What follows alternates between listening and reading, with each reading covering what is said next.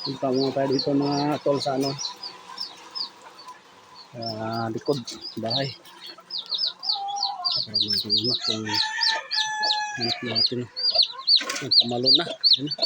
Matulog. Nagulo na. Bagong pwede.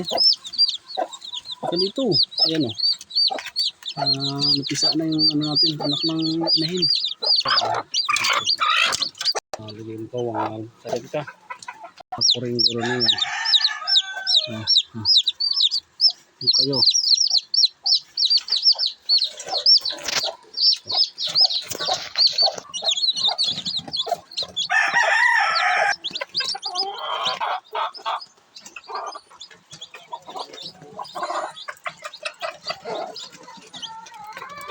Kurari lang muna.